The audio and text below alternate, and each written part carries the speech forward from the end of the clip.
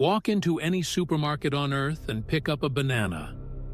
It costs less than almost anything else in the store. Less than a candy bar, less than a bottle of water, sometimes less than a single apple grown 50 miles away. That banana traveled 5,000 miles to reach you, crossed an ocean in a refrigerated container, passed through at least 3 countries, and still landed on that shelf for under 20 cents. That price is not an accident. It is the product of one of the most concentrated, ruthless, and consequential supply chains ever built. 3 companies, Chiquita, Dole, and Fresh Del Monte, control the overwhelming majority of the international banana trade.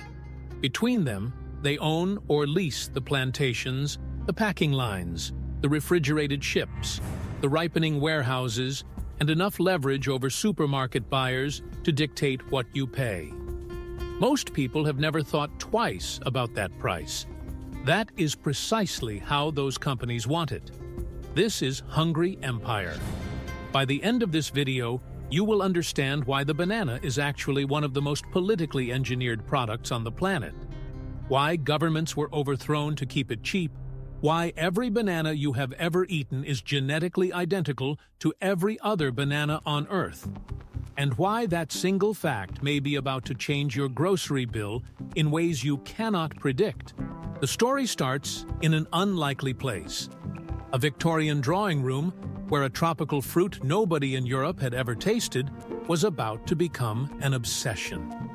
In the mid-19th century, bananas were a curiosity. A few had made it to Europe and North America as expensive novelties, fragile, fast ripening, and almost impossible to ship before they turned to mush. At the 1876 Centennial Exposition in Philadelphia, vendors sold individual bananas wrapped in foil for 10 cents each, roughly $3 in today's money. People lined up to taste one. The fruit was considered exotic, almost luxurious. Nobody imagined it would become the cheapest item on a supermarket shelf. What changed everything was not the banana itself. It was refrigeration, steam shipping, and the ambitions of 2 men who understood, before anyone else did, that a banana empire was there for the taking. Miner Keith was building a railroad through the Costa Rican jungle in the 1870s, brutal work that killed thousands of laborers. To fund the construction, he started planting bananas alongside the tracks and shipping them north. By the time the railroad was finished, the banana business was making more money than the railroad itself. Around the same time, a Boston merchant named Lorenzo Baker had discovered that green bananas loaded in Jamaica arrived in perfect condition 11 days later in Boston. He founded the Boston Fruit Company. In 1899, Baker's company and Keith's operation merged to form something new, the United Fruit Company. Here is what most people do not grasp about what United Fruit became. This was not a fruit company that also had some political influence. This was a political and military apparatus that also happened to sell bananas.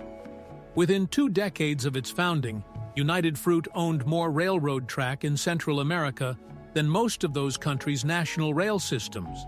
It operated its own telegraph network, its own postal service, its own ports. It controlled enough land to be, in several countries, the single largest private landowner. Employees lived in company towns, shopped at company stores, and worked under conditions that would be unrecognizable as legal employment today. One detail that stuck with me going through the historical records. In some years, United Fruit paid more in bribes to Central American governments than those governments collected in total tax revenue. The company did not corrupt these systems. In several cases, it built the systems from scratch, and corruption was the default setting. The term banana republic, that phrase people use casually today to describe a dysfunctional government, was coined specifically because of what United Fruit did. The American writer O. Henry used it in 1904 after fleeing to Honduras. He was watching United Fruit reshape a country's government in real time. The phrase stuck because the reality it described was that visible. What happened in Guatemala in 1954 is the sharpest example of what the banana empire was willing to do when threatened. The democratically elected Guatemalan president, Jacobo Arbenz, passed an agrarian reform law that would have forced United Fruit to sell back to the government hundreds of thousands of acres it was keeping deliberately idle. Land the company owned but did not farm, held simply to prevent competition. United Fruit lobbied the Eisenhower administration, argued the reform was communist, and the CIA organized a coup. Arbenz was overthrown. The land reform was reversed. The coup directly destabilized Guatemala for decades. Estimates of those killed in the civil conflict that followed range into the hundreds of thousands. All of this traces back, in a documented, unbroken line, to a company's banana plantations. Here is the take that will probably get us pushback. The governments that enabled United Fruit, the American administrations that ran interference, the local elites that took the money, bear as much responsibility for that history as the company itself. United Fruit did not operate in a vacuum. It operated in a system that rewarded exactly what it did. Blaming one corporation lets everyone else off too easily. By the mid-20th century, United Fruit's dominance was already eroding under antitrust pressure and rising competition. In 1970, the company rebranded. The name that had become synonymous with imperial overreach was quietly retired. United Fruit became Chiquita. The blue sticker you still see on bananas today is the cleaned-up, consumer-friendly face of that history. Chiquita, Dole, and Fresh Del Monte emerged as the modern triumvirate, and between them, they restructured the banana trade in ways that are, if anything, more complete than what United Fruit achieved at its peak. The economics work like this. Growing bananas is cheap when you operate at scale in countries where wages are low and land is abundant. The real money and the real power sit in logistics. A refrigerated container ship costs roughly $80 million to build.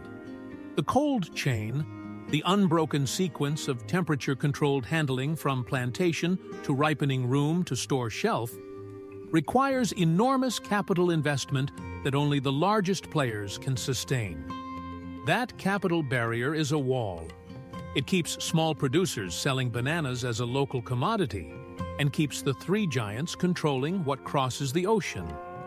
Most people assume that banana-growing countries get rich from banana exports.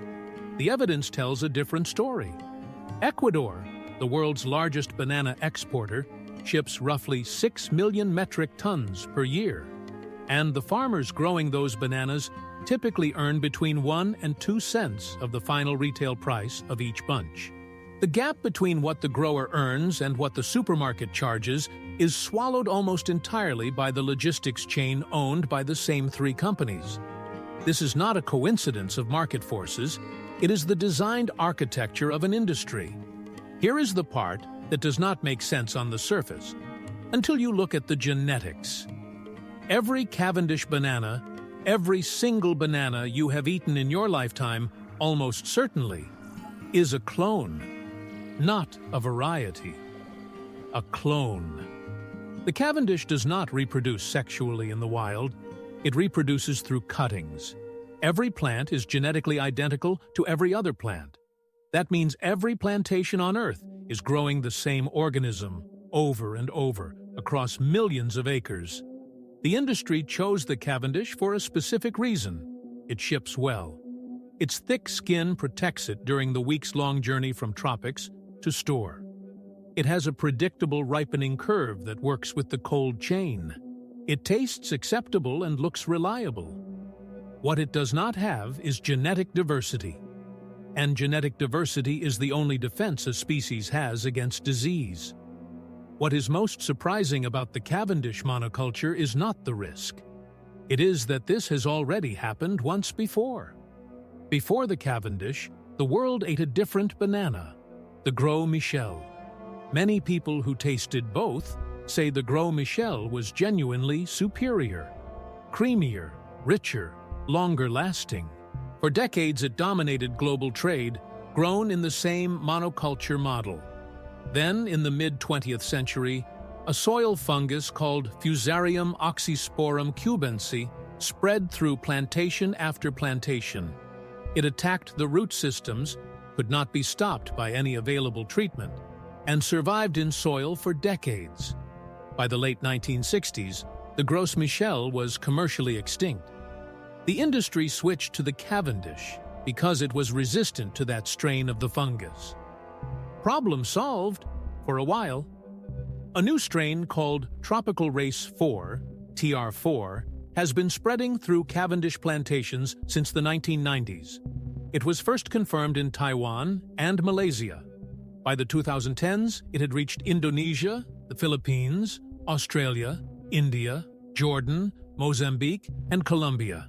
In 2019, it appeared in Latin America, the heart of the global export industry.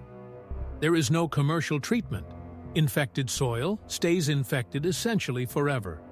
The plantations cannot simply be moved to clean land indefinitely. The Cavendish faces a threat structurally identical to the one that destroyed the Gros Michel. We spent time going through the research literature on TR4, and one fact keeps surfacing. The scientists tracking this pathogen are not cautiously suggesting a problem may emerge. They are watching it happen in real time. And the main thing slowing it is geography and quarantine, not any fix in the plant itself. The industry knows this. The three major companies have been funding research into resistant varieties for years.